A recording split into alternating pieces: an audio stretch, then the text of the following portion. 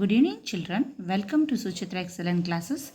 Today we have learned bilingual 5th standard Santu textbook of English for grade 5, Unit 4, The Wise Parrot. ಈ ಒಂದು ಪಾಠದ ನಂತರದಲ್ಲಿ ಬರುವಂತಹ ಎಲ್ಲ ಪ್ರಶ್ನೆಗಳಿಗೆ ಉತ್ತರಗಳನ್ನು ಇವತ್ತಿನ ಈ ವಿಡಿಯೋದಲ್ಲಿ ತಿಳಿದುಕೊಳ್ಳೋಣ. ಈಗಾಗಲೇ ಹಿಂದಿನ ವಿಡಿಯೋದಲ್ಲಿ ಈ ಪಾಠದ ಸಂಪೂರ್ಣ ವಿವರಣೆಯನ್ನು ಅರ್ಥೈಸಿಕೊಂಡಿದ್ದೇವೆ. ಹಾಗೆಯೇ ಇದರಲ್ಲಿ ಬರುವಂತಹ ಸಾಕಷ್ಟು ಹೊಸ ಪದಗಳ ಅರ್ಥಗಳನ್ನು ಕೂಡ ತಿಳಿದುಕೊಂಡಿದ್ದೇವೆ. ಯಾರಾದರೂ ಈ ಪಾಠದ ವಿವರಣೆಯ ವಿಡಿಯೋವನ್ನು ನೋಡಿರಲಿಲ್ಲ ಅಂದರೆ ಪ್ಲೀಸ್ ನಮ್ಮ ಚಾನಲ್ಗೆ ಹೋಗಿ ಅಲ್ಲಿ ಬರ್ತಕ್ಕಂತಹ ಸಂಪೂರ್ಣ ವಿವರಣೆಯನ್ನು, ಈ ಪಾಠದ ವಿವರಣೆಯನ್ನು ಅರ್ಥೈಸಿಕೊಳ್ಳಿ. ಹಾಗೆ ನಾವು ಹೇಳ್ತಕ್ಕಂಥ ಹೊಸ ಪದಗಳ ಅರ್ಥಗಳನ್ನು ಕೂಡ ತಿಳಿದುಕೊಳ್ಳಿ. ಇವತ್ತಿನ ಈ ವಿಡಿಯೋದಲ್ಲಿ ಈ ಪಾಠದ ನಂತರದಲ್ಲಿ ಬರುವಂತಹ ಎಲ್ಲ ಪ್ರಶ್ನೆಗಳಿಗೆ ಉತ್ತರಗಳನ್ನು, ಆ್ಯಕ್ಟಿವಿಟಿಗಳನ್ನು ತಿಳಿದುಕೊಳ್ಳೋಣ. ಮೊದಲನೆಯದಾಗಿ let us think. A, answer the following questions. ಇಲ್ಲಿ 5 ಪ್ರಶ್ನೆಗಳಿವೆ. ಈ 5 ಪ್ರಶ್ನೆಗಳಿಗೆ ಉತ್ತರಗಳನ್ನು, ನಂತರದಲ್ಲಿ ಥಿಂಕ್ ಆ್ಯಂಡ್ ಡಿಸ್ಕಸ್ ಈ ಪ್ರಶ್ನೆಗಳಿಗೆ ಉತ್ತರಗಳನ್ನು, ಹಾಗೆ ನಂತರದ ಎಲ್ಲ ಒಂದು ವಿವರಣೆಯನ್ನು ಇವತ್ತಿನ ಈ ವಿಡಿಯೋದಲ್ಲಿ ತಿಳಿದುಕೊಳ್ಳೋಣ.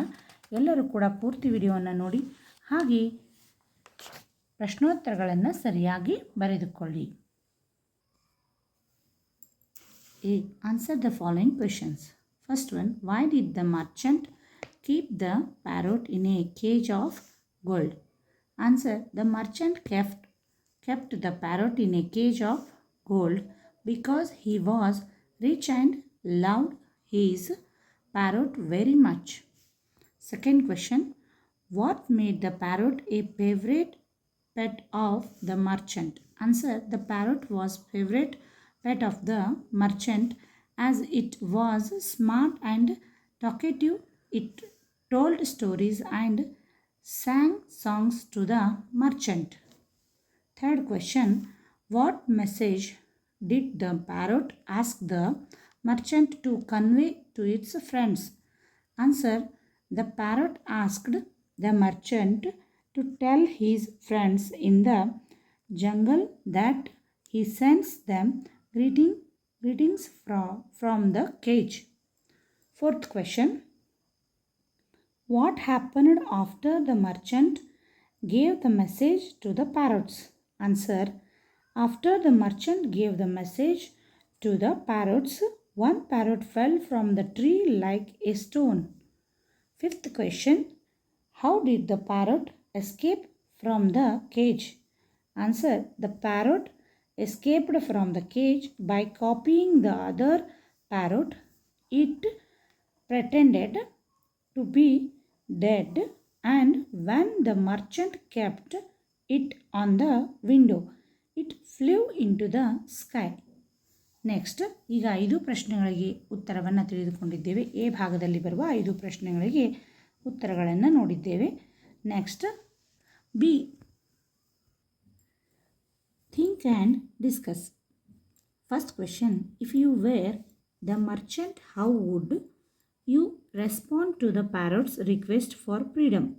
Answer, if I were the merchant, I would give freedom to the parrot because birds are happy only in the open sky. Second one, can you think of a real life situation where intelligence is more useful than strength? Answer, yes. In solving questions or in exams, intelligence is more useful than strength. Third question, which parrot from the chapter was actually wise according to you? Give reasons for your answer. Answer, the pet parrot was actually wise because it understood the trick of the jungle parrot and used its mind to escape. ಇದು B, think and discuss. ಇದರಲ್ಲಿ ಬರ್ತಕ್ಕಂಥ 3 ಪ್ರಶ್ನೆಗಳಿಗೆ ಉತ್ತರಗಳನ್ನು ಈಗ ತಿಳಿದುಕೊಂಡಿದ್ದೇವೆ. Next, let us learn. A, fill in the blanks with suitable phrases given in the box to make a meaningful paragraph. ನೋಡಿ, ಇಲ್ಲಿ ಕೊಟ್ಟಿರ್ತಕ್ಕಂಥ ಒಂದು ವರ್ಡ್ಗಳನ್ನು ಈ ಒಂದು ಪ್ಯಾರಾಗ್ರಾಫ್ನಲ್ಲಿ ಆನ್ಸರ್ಗಳನ್ನ, ಬ್ಲ್ಯಾಂಕ್ ಇರ್ತಕ್ಕಂಥ ಆನ್ಸರ್ಗಳನ್ನು ಫಿಲ್ ಮಾಡ್ತಾ ಹೋಗಬೇಕು. ಹೌದಾ? ಅದಕ್ಕೋಸ್ಕರ ಏನು ಮಾಡೋಣ, ಈಗ ಒಂದೊಂದಾಗಿ ವರ್ಡ್ಗಳನ್ನು ಬರೀತಾ ಹೋಗೋಣ. ಇದರಲ್ಲಿ ಸುಟೇಬಲ್ ವರ್ಡ್ಗಳನ್ನ ಬರೆದು ಕಂಪ್ಲೀಟಾಗಿ ಒಂದು ಮೀನಿಂಗ್ಫುಲ್ ಪ್ಯಾರಾಗ್ರಾಫನ್ನು ಮಾಡಬೇಕು ಅಂತ ಹೇಳ್ತಾರೆ. First one winter morning as I ನೋಡಿ ಸ್ಟೆಪ್ಡ್ ಔಟ್. ಒಂದನೇ ಆನ್ಸರ್ ಯಾವುದು? Stepped out of my home I saw that the snow was all over. ನೋಡಿ ಇಲ್ಲಿದೆ ಅಲ್ವಾ, all over the place. While walking up hill towards my shop I came across a small puppy. Came across a small puppy. Its leg was injured and it was about to collapse. Being in pain, it was unable to stand upright.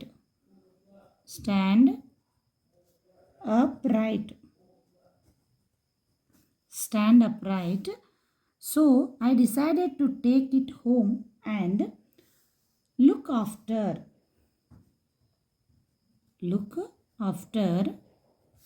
it with good care. All its pain went away.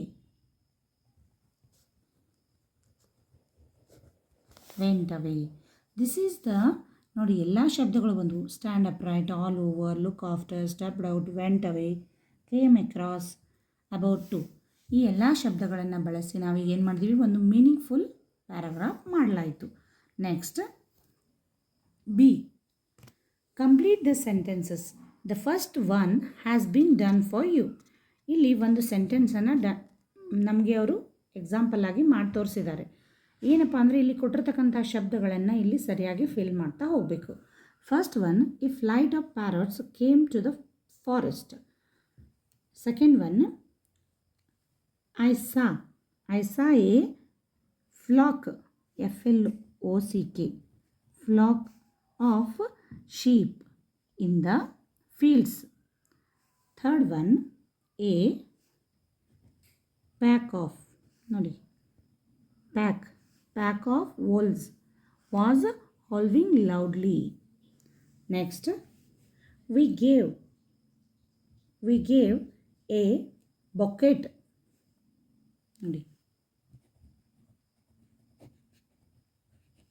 of flowers to the chief guest. Fifth one, a swarm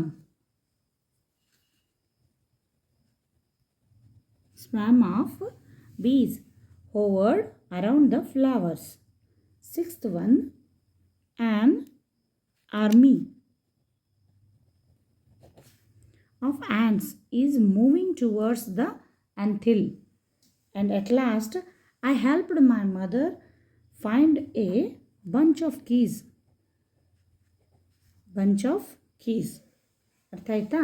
ಈ ರೀತಿಯಾಗಿ ಇಲ್ಲಿ ಕೊಟ್ಟಿರ್ತಕ್ಕಂಥ ವರ್ಡ್ಸ್ಗಳನ್ನು ಇಲ್ಲಿ ನಾವು ಬಿಟ್ಟ ಸ್ಥಳಗಳಲ್ಲಿ ತುಂಬಲಾಯಿತು. ಈಗ next, note to the teacher. C,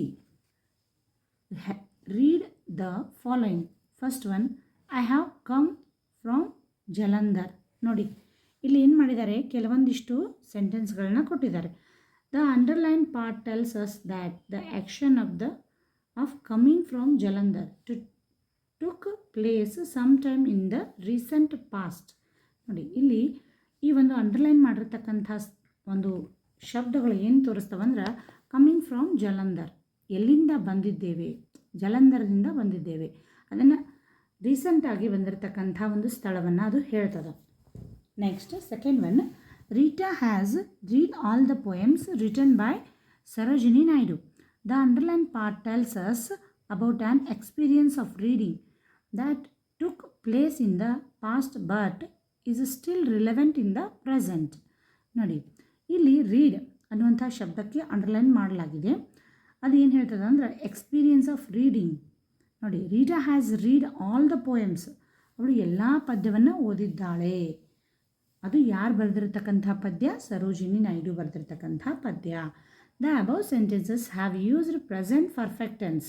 ಯಾವ ಒಂದು ಟೆನ್ಸನ್ನು ಅಲ್ಲಿ ಬಳಸಲಾಗಿದೆ ಅನ್ನೋದನ್ನು ಅಂಡರ್ಲೈನ್ ಮಾಡತಕ್ಕಂಥ ಶಬ್ದಗಳು ಹೇಳುತ್ತವೆ. Next, we use present perfect tense to talk about. ಅಂದರೆ ನಾವು ಏನು ಮಾಡಿದ್ದೀವಿ ಅಂದ್ರೆ ಪ್ರೆಸೆಂಟ್ ವರ್ತಮಾನ ಕಾಲದಲ್ಲಿರ್ತಕ್ಕಂಥ ಒಂದು ಶಬ್ದವನ್ನು ಓದ್ತಾ ಇದ್ದೇವೆ. Actions that were completed in the recent past. Actions are experiences that happened in the past but affect the present. ನೋಡಿ, ಇಲ್ಲಿ ಒಂದು ರೂಲ್ ಇದೆ. ಏನಪ್ಪ? Subject plus has R have plus verb plus object. ನೋಡಿ, ಇಲ್ಲಿ ಏನಾಗ್ತದೆ ಅಂದರೆ ಸಬ್ಜೆಕ್ಟ್ ವಿಷಯ, ಹೆಲ್ಪಿಂಗ್ ವರ್ಬ್ ಪ್ಲಸ್ ವರ್ಬ್, ಅಲ್ಲಿ ಆಬ್ಜೆಕ್ಟ್ ಹ್ಯಾಸ್ ಆರ್ ಹ್ಯಾವ್ ಬಳಸಬೇಕು, ಆಮೇಲೆ ವರ್ಬ್ ಕ್ರಿಯಾಪದವನ್ನು ಬಳಸಬೇಕು, ಆಬ್ಜೆಕ್ಟನ್ನು ಬಳಸಬೇಕು. ನೆಕ್ಸ್ಟ್ ಅದನ್ನು ಬಳಸಿ ನಾವಿಲ್ಲಿ ಏನು ಮಾಡಬೇಕಪ್ಪ ಅಂದರೆ ಸೆಂಟೆನ್ಸನ್ನು ಮಾಡಲಾಗ್ತದೆ. ನೆಕ್ಸ್ಟ್, ನಾವು complete the following sentences using present perfect tense. ಈ ಒಂದು ಸೆಂಟೆನ್ಸನ್ನು ನಾವು ಕಂಪ್ಲೀಟ್ ಮಾಡಬೇಕು. ಯಾವುದನ್ನು ಬಳಸಿ? ಪ್ರೆಸೆಂಟ್ ಪರ್ಫೆಕ್ಟ್ ಟೆನ್ಸನ್ನು ಬಳಸಿ. I have visited Delhi. ನೋಡಿ, ವಿಸಿಟ್ ಅನ್ನೋದು ಒಂದು verb. Delhi many times. It is A city with many historical sites. ನೋಡಿ, ನಾನು ಐ ಹ್ಯಾವ್ ವಿಸಿಟೆಡ್ ಅನ್ನೋದು, ಹ್ಯಾವ್ ವಿಸಿಟೆಡ್ ಅನ್ನೋದು ಪ್ರೆಸೆಂಟ್ ಪರ್ಫೆಕ್ಟ್ ಟೆನ್ಸಲ್ಲಿ ಬರ್ತಕ್ಕಂಥ ವರ್ಡ್ ಆಗಿದೆ. ಸರಿನಾ? ಈ ರೀತಿ ಒಂದು ವರ್ಬ್ಗಳನ್ನು ಬಳಸಿ ನಾವೇನು ಮಾಡಬೇಕು? ಸೆಂಟೆನ್ಸ್ಗಳನ್ನು ಕಂಪ್ಲೀಟ್ ಮಾಡಬೇಕು. Next, B. My friend Anshangla is an artist. She has drawn pictures of 10 monuments. ನೋಡಿ, my friend Anshangla is an artist. She has drawn pictures of 10 monuments. Next, C1. Mr. June has bought. Buy means buy ಇದ್ದು bought a new car. ನೋಡಿ, ನಿಮಗೆ V1 V2 V3 ಈ ವರ್ಡ್ಗಳನ್ನು ನೀವೇನು ಮಾಡಬೇಕು?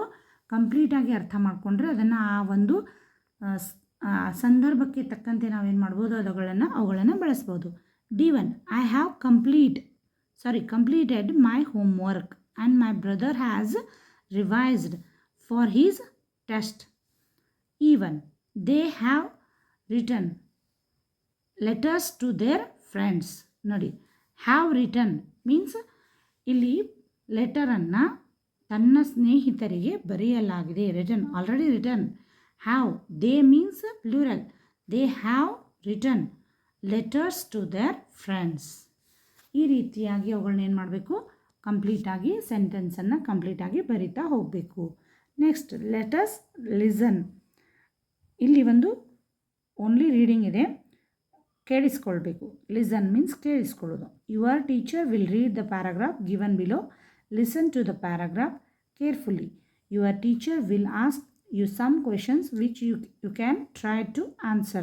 ಈ ಒಂದು ಪ್ಯಾರಾಗ್ರಾಫನ್ನು teacher ಓದಿ ಹೇಳ್ತಾರೆ, ಅದ್ರ ಮೇಲೆ ನಿಮಗೆ ಸಾಕಷ್ಟು ಪ್ರಶ್ನೆಗಳನ್ನ ಕೇಳ್ತಾರೆ, ನೀವೆಲ್ಲ ಆನ್ಸರ್ ಹೇಳಬೇಕು. Next, this is also let us speak, listen and repeat. These words are listen and repeat. Tail, toil.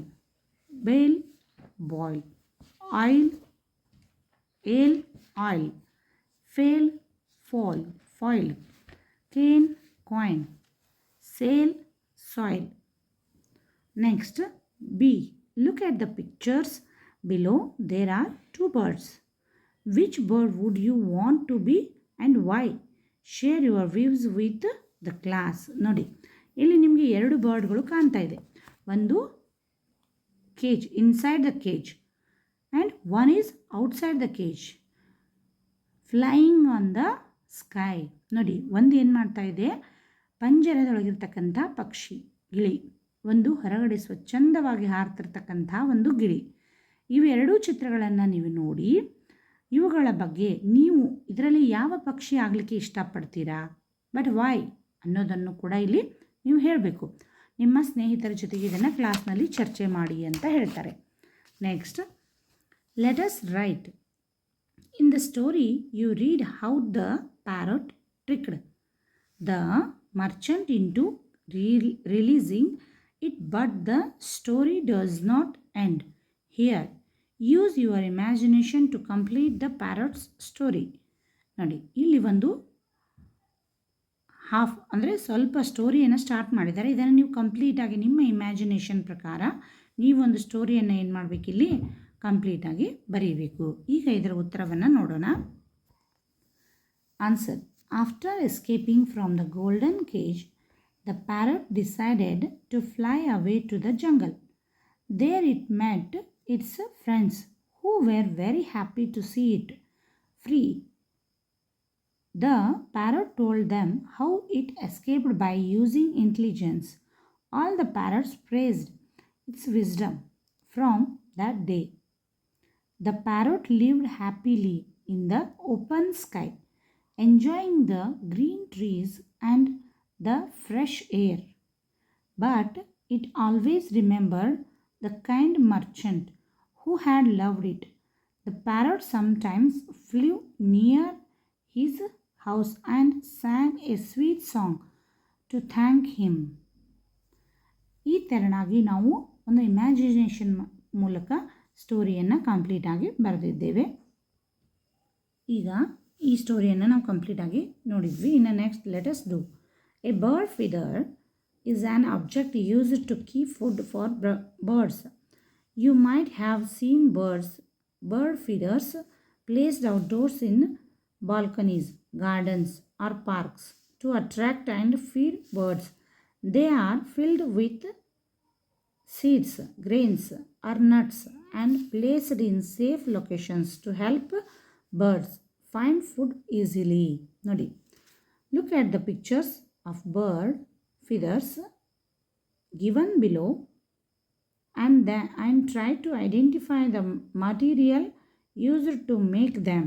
ನೋಡಿ, ಇಲ್ಲಿ ಒಂದು ಏನು ಮಾಡಿದರೆ, ಮನೆಯಲ್ಲಿರ್ತಕ್ಕಂಥ ವಸ್ತುಗಳನ್ನು ಬಳಸಿಕೊಂಡು ಪಕ್ಷಿಗಳಿಗೆ ಆಹಾರವನ್ನು ನೀಡಲಿಕ್ಕೆ ಇಲ್ಲಿ ಯಾವ ರೀತಿ ಮಾಡೆಲ್ಗಳನ್ನು ಮಾಡಲಾಗಿದೆ. ಇದೇ ತೆರನಾಗಿ ನೀವು ಕೂಡ ಈಸಿಯಾಗಿ ಅವುಗಳನ್ನು ಮಾಡಿ ಪಕ್ಷಿಗಳಿಗೆ ಸಹಾಯವಾಗಲಿಕ್ಕೆ ನೀವು ಕೂಡ ಹೆಲ್ಪ್ ಮಾಡಿ. ಊಟಕ್ಕೆ ಹೌದಾ, ನೋಡಿ ಅವು ಕಾಳುಗಳನ್ನು ಹಾಕಿಡಲಿಕ್ಕೆ ಮನೆಯಲ್ಲಿರ್ತಕ್ಕಂಥದ್ದು ನೋಡಿ, ತೆಂಗಿನಕಾಯಿಯ ಒಂದು ಚಿಪ್ಪುಗಳನ್ನು ಬಳಸಿ ಇಲ್ಲಿ ಕಾಳುಗಳನ್ನು ಹಾಕಿಟ್ಟಿದ್ದಾರೆ. ಅವುಗಳನ್ನ ಇಲ್ಲಿ ಯಾವ ರೀತಿ ಮರದ ತುಂಡುಗಳನ್ನು ಬಳಸಿ ಮಾಡಿದ್ದಾರೆ ನೋಡಿ. ಇಲ್ಲಿ ಐಸ್ ಕ್ರೀಮ್ ಕಡ್ಡಿಗಳನ್ನು ಬಳಸಿ ಮಾಡಿದ್ದಾರೆ ನೋಡಿ. ಇಲ್ಲಿ ಬಾಟಲ್ಗಳಲ್ಲಿ ನೋಡಿ ಇಲ್ಲಿ ಏನು ಮಾಡಿದ್ದಾರೆ, ಹೋಲ್ಸ್ ಮಾಡಿ ಅವುಗಳನ್ನು ಕಾಳುಗಳನ್ನು ಹಾಕಿ ತುಂಬಿಟ್ಟಿದ್ದಾರೆ. ಅರ್ಥ ಆಯ್ತಾ? ನೋಡಿ ಇಲ್ಲಿ ಬೌಲ್ಗಳನ್ನು ಯಾವ ರೀತಿ ನೇತು ಹಾಕಿದ್ದಾರೆ. ಅರ್ಥ ಆಯ್ತಾ? ನೋಡಿ ಇಲ್ಲಿ ಪಕ್ಷಿಗಳಿಗೆ ನೀರನ್ನು ತುಂಬಿಟ್ಟಿದ್ದಾರೆ, ಕಾಳುಗಳನ್ನು. ಇವುಗಳನ್ನು ಕೂಡ ನಾವೇನು ಮಾಡ್ಬೋದು, ಮನೆಯಲ್ಲಿ ಪಕ್ಷಿಗಳಿಗಾಗಿ ಮಾಡಿ ಇಡಬಹುದು. These materials are easily available in our homes. ನಮ್ಮ ಮನೆಯಲ್ಲಿ ಇವೆಲ್ಲ ಈಸಿಯಾಗಿ ಸಿಗ್ತಿರ್ತಾವ. ಅವುಗಳನ್ನು ಉಪಯೋಗಿಸಿಕೊಂಡು ನಾವು ಕೂಡ ಇವುಗಳನ್ನ ಮಾಡಬಹುದು. Make a bird feather with the material of your choice. Fill it up with water, seeds, grains like millets. With the help of your parents, place it at an appropriate location outside your house. ನಿಮ್ಮ ಮನೆಯಲ್ಲಿರ್ತಕ್ಕಂಥ ನಿಮ್ಮ ಪಾಲಕರ ಸಹಾಯವನ್ನು ತೆಗೆದುಕೊಂಡು ನೀವು ಇವುಗಳನ್ನು ತಯಾರಿಸಿ location ಔಟ್ಸೈಡಲ್ಲಿ ನಿಮ್ಮ ಒಂದು ಪಕ್ಷಿಗಳು ಬರ್ತಕ್ಕಂಥ ಸ್ಥಳವನ್ನು ನೋಡಿಕೊಂಡು ನೀವು ಅವುಗಳನ್ನು ಮಾಡಿ ಇಡಬಹುದು. Let us explore. ಇಲ್ಲಿ ಕೆಲವೊಂದಿಷ್ಟು ಪಕ್ಷಿಗಳ ಹೆಸರುಗಳನ್ನು ಕೊಡಲಾಗಿದೆ, ಪಕ್ಷಿಗಳ ಚಿತ್ರಗಳನ್ನು ಕೊಡಲಾಗಿದೆ. Choose any 2 of the above and find out A few interesting facts about them. ನೋಡಿ ಇಲ್ಲಿರ್ತಕ್ಕಂಥ ಯಾವುದಾದ್ರೂ 2 ಪಕ್ಷಿಗಳ ಒಂದು ನೀವು ಚಾಯ್ಸ್ ಮಾಡ್ಕೋಬೋದು. ಕ್ರೌ ಇರಬಹುದು, ಆಸ್ಟ್ರಿಚ್ ಇರ್ಬೋದು, ಪಿಜಿಯನ್, ನೀವು ಯಾವುದೇ ಬೇಕಾದರೂ 2 ವರ್ಡ್ಗಳನ್ನು ಒಂದು ಚಾಯ್ಸ್ ಮಾಡಿಕೊಂಡು ಅವುಗಳ ಬಗ್ಗೆ ಕೆಲವೊಂದಿಷ್ಟು ಫ್ಯೂ ಇಂಟ್ರೆಸ್ಟಿಂಗ್ ಫ್ಯಾಕ್ಟ್ಸ್, ಅವುಗಳ ಬಗ್ಗೆ ಕೆಲವೊಂದಿಷ್ಟು ಹೊಸ ಮಾಹಿತಿಗಳನ್ನು ನಾವೇನು ಮಾಡಬೇಕು, ಕಲೆಕ್ಟ್ ಮಾಡಬೇಕು, ಹುಡುಕಬೇಕು ಅಂತ ಹೇಳ್ತಾರೆ. This is the activity. ಅರ್ಥ ಆಯ್ತಾ? ನೀವು ಕೂಡ ಇದರಲ್ಲಿರ್ತಕ್ಕಂಥ ಯಾವುದಾದ್ರೂ ನಿಮಗೆ ಇಷ್ಟವಾದ 2 ಪಕ್ಷಿಗಳ ಹೆಸರುಗಳನ್ನು ಚಾಯ್ಸ್ ಮಾಡಿಕೊಂಡು ಅವುಗಳ ಬಗ್ಗೆ ಸರ್ಚ್ ಮಾಡಿ ಅವುಗಳ ಬಗ್ಗೆ ಇರ್ತಕ್ಕಂಥ ಇಂಟ್ರೆಸ್ಟೆಡ್ ಮಾಹಿತಿಯನ್ನು ನಾವು ಕಲೆಕ್ಟ್ ಮಾಡಿ ಹೇಳಬೇಕು ಕ್ಲಾಸ್ನಲ್ಲಿ. ಅರ್ಥ ಆಯ್ತಾ? ಇಲ್ಲಿಗೆ ದ ವಾಯ್ಸ್ ಪ್ಯಾರಟ್ನ ನಂತರದಲ್ಲಿ ಬರ್ತಕ್ಕಂಥ ಎಲ್ಲ ಪ್ರಶ್ನೆಗಳಿಗೆ ಉತ್ತರಗಳನ್ನು ಈಗ ನಾವು ತಿಳಿದುಕೊಂಡಿದ್ದೇವೆ. ಹಾಗೆ ಅಷ್ಟೇ ಅಲ್ಲದೆ ಇದರಲ್ಲಿ ಬರ್ತಕ್ಕಂಥ ಸಾಕಷ್ಟು ಆ್ಯಕ್ಟಿವಿಟಿಗಳನ್ನು ಕೂಡ ನಾವೀಗ ಬಿಡಿಸಿದ್ದೇವೆ. ಎಲ್ಲರೂ ಕೂಡ ಪೂರ್ತಿ ವಿಡಿಯೋವನ್ನು ನೋಡಿ ಪ್ರಶ್ನೋತ್ತರಗಳನ್ನು ಬರೆದುಕೊಳ್ಳಿ. ಯಾರಾದರೂ ಇದೇ ಮೊದಲ ಬಾರಿಗೆ ನಮ್ಮ ಚಾನಲ್ನ ನೋಡ್ತಾ ಇದ್ದರೆ ಪ್ಲೀಸ್ ನಮ್ಮ ಚಾನಲ್ನ ಸಬ್ಸ್ಕ್ರೈಬ್ ಮಾಡಿ, ಪಕ್ಕದಲ್ಲಿರ್ತಕ್ಕಂತಹ ಬೆಲ್ ಬಟನ್ ಪ್ರೆಸ್ ಮಾಡಿ. ಯಾಕಂದರೆ ನಾವು ಮಾಡುವಂತಹ ಪ್ರತಿಯೊಂದು ವಿಡಿಯೋಗಳ ನೋಟಿಫಿಕೇಷನ್ ನಿಮಗೆ ಬೇಗನೆ ತಲುಪುತ್ತದೆ. ನಿಮ್ಮ ಒಂದು ಕಮೆಂಟ್, ಲೈಕ್ ನಮಗೆ ತುಂಬ ಪ್ರೋತ್ಸಾಹದಾಯಕವಾಗಿರುತ್ತದೆ. Thanks for watching.